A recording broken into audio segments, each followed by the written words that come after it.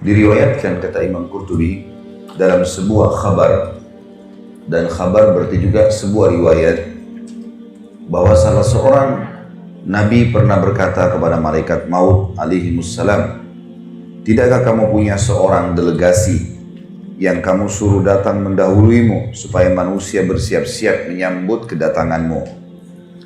"Benar demi Allah," jawab malaikat maut, "aku bahkan punya banyak sekali delegasi berupa macam-macam gangguan dan penyakit, uban yang ada di kepala, berbagai hal yang menyedihkan, dan berkurangnya pendengaran juga penglihatan.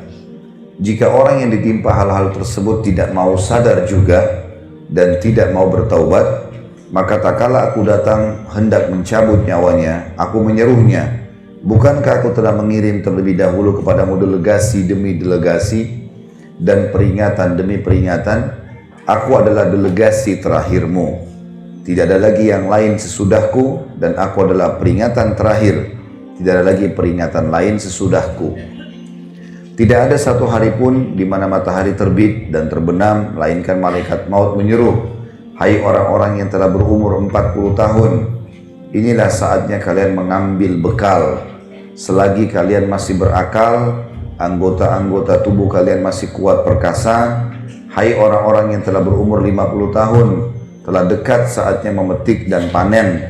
Hai orang-orang yang telah berumur 60 tahun, kalian telah melupakan hukuman Allah dan melalaikan jawaban atas firman Allah subhanahu wa ta'ala yang telah disebutkan di dalam surah Fatir ayat 37. A'udzu billahi minasyaitonir rajim. Awalam nu'ammirkum ma yatadzakkaru fihi man tadzakkara wa ja'akumun nadhir.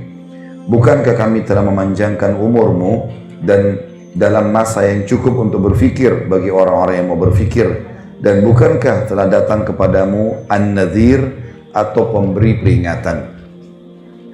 Sampai sini dulu. Khusus lembaran ini kita harus mengambil pelajaran penting Bapak Ibu sekalian, dan sekaligus menepis beberapa persepsi negatif tentang masalah mati. Misal, orang menganggap nanti sudah keriputan, sudah tua sekali, udah bungkuk badannya, baru dia mati. Ini persepsi salah. Karena banyak yang masih bayi mati, remaja mati. Persepsi yang lain, orang menganggap dia akan mati kalau masuk rumah sakit, sakit parah, di ICU. Maka ini juga persepsi yang salah. Karena ukuran rumah sakit dibandingkan dengan jalan raya, mana yang lebih banyak manusianya? Di jalan raya. Ruangan ICU ada berapa di rumah sakit? 1 atau 2. Mana manusia miliaran? Berarti persepsi orang yang menganggap bahwasanya sakit dulu baru mati itu keliru. Karena sedikit sekali orang masuk rumah sakit. Gak banyak. Gitu kan? Lebih banyak orang yang lewat lulalang depan rumah sakit. Kalau ada persepsi yang lain juga mengatakan mungkin kalau tabrakan tiba-tiba ya, atau terjadi pembunuhan, perampokan baru mati, ya juga keliru. Banyak orang yang tabrakan dan juga ya, dirampok tidak mati, tapi banyak orang yang justru tidak dirampok meninggal dunia. Dan ambillah dari semua persepsi yang syaitan bisikan di kuping kita untuk lalai, maka tepis semuanya. Dengan sangat yakin kalau mati bisa datang setiap saat. Mau sehat, mau sakit, mau kuat, mau lemah, mau kaya, mau miskin, laki-laki, perempuan. Jangan lalai terus. Kita perlu tahu dan garis bawahi satu hal Bapak Ibu sekalian. Kalau umur yang telah berlalu, umumnya lebih panjang daripada umur yang tersisa. Karena umur yang telah berlalu, itu yang sudah pasti kita laluin. Misal umur kita 40 tahun, itulah umur kita yang sebenarnya yang sekarang, yang sudah kita laluin, sudah kita nikmati, sudah kita lakukan berapa banyak aktivitas. Umur ke depan kita nggak tahu, sehari kah, 2 hari kah, seminggu kah, kita nggak tahu. Tapi umumnya kata ulama, umur yang berlalu pasti lebih panjang daripada umur yang akan datang, karena umur akan datang masih tanda tanya, nggak tahu berapa lama. Tanamkan baik-baik itu di benak kita Bapak Ibu sekalian supaya kita sadar. Banyak orang yang terus lalai, seakan-akan dia masih lebih panjang. Kalau sekarang 40 tahun berarti kalau saya hidup lagi 40 tahun ke depan, saya masih berumur 80 tahun. Kalau enggak, kalau meninggal tiba-tiba, banyak orang loh, kulitnya mulus, badannya sehat, apalah dengan bahasa-bahasa manusia, seksi lah, cantik lah, gagah lah, tampan lah, apalah segala macam, hilang cuma jadi kenangan. Begitu mati cuma dikenang, oh ibu itu dulu cantik, dulu, selesai. Sekarang udah dimakan oleh tanah pipinya, gitu kan, udah nggak ada lagi, gitu kan. Oh dulu ibu itu suka datang ke salon ini, dulu, gitu. Orang cuma mengenang begitu. Oh ini sepatunya dia, oh ini tasnya, oh ini tempat duduknya di majelis taklim. Orang cuma kenang. Orang cuma kenang begitu. Tetap kita secara pribadi yang akan menghadapinya. Maka jangan lalai terus ini.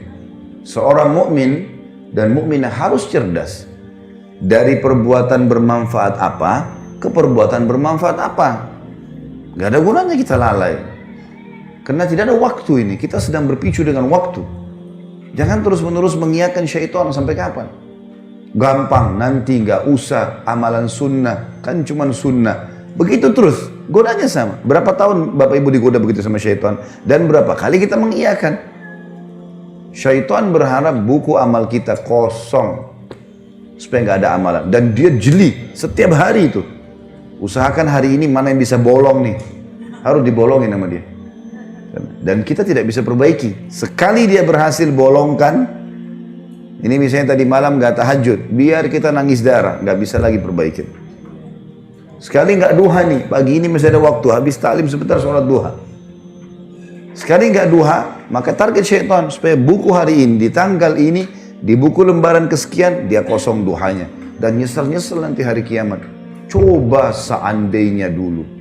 Dari ruangan taklim cuma nyebrang ke musola di masjid sebelah, nggak ada susahnya. Saya berapa kali masuk ke situ sholat duha, 1-2 orang ibu ada yang masuk di musola. Yang lainnya mana? Husnudzon, mungkin sudah sholat duha di rumahnya. Alhamdulillah, alhamdulillah. Baiklah, masya Allah. Karena duha itu yang paling baik pada saat unta merasa panas. Kurang lebih jam 8. Kurang lebih. Kalau taklim kita jam 8 setengah 9, berarti sudah sholat duha semua. Masya Allah. Syukurlah. Ya urusan Bapak Ibu sama Allah. Saya cuma tugasnya mengingatkan. Artinya kalau ada orang yang sudah jalankan, alhamdulillah. Bersyukurlah. Tapi kalau yang belum, sampai kapan mau belum nih? Sampai kapan nggak mau? Dan apa alasannya? Malas saja. Karena malas, karena semua bisa, tinggal wudhu, tinggal sholat. Syaitan bisikin, oh duha panjang tuh, 8 rakaat, 12 rakaat. Coba dulu, lakukan dulu sholat. Lakukan dulu, gulirkan. Karena syaitan akan kesulitan menggoda kita, Bapak Ibu sekalian, kalau kita sudah memicu gas ibadah. Seperti orang kalau sudah mulai, enggak, saya programin, mulai besok saya nggak boleh luputkan duha, atau mulai hari ini saya nggak boleh luputkan sholat malam, saya nggak boleh luputkan selembar Al-Quran setiap hari. Misal zikir pagi sore, komitmen kan? Itu kita seperti sedang lari, sudah mulai dari garis start. Musuh kita untuk mengalahkan kita, dia harus lebih cepat daripada kita. Syaitan paling gampang kalau orang belum start. Nggak mulai-mulai gitu. Al-Quran tahu keutamanya, tapi nggak pernah baca. Duha tahu, tapi nggak pernah sholat. Sedekah tahu, tapi nggak pernah diamalin. Maka orang seperti mau lomba lari, dia belum memulai. Maka oleh rivalnya diketawain aja dia. Gampang orang ini. Tapi kalau kita sudah mulai programkan, kita seperti lagi lari. Speed kita 30, musuh kita syaitan harus 40 untuk ngalahin kita. Kalau dia 30 juga bersaing, nggak bisa ngalahin kita dia. Karena kita sudah mulai, maka memulai dulu. Mulai, lakukan, programkan. Jangan lalai terus, seperti itulah. Delegasi-delegasi yang dari malaikat maut sudah banyak. Dijelaskan dalam paragraf ini. Adanya uban, mulai melemah, tidak seperti dulu lagi. Penglihatan, pendengaran. Enggak Ustaz, saya masih kuat semuanya. Baiklah, kalau gitu tunggu panggilan yang terakhir nanti. Kalau tetap merasa begitu. Tiba-tiba nanti datang malaikat maut baru nyesel.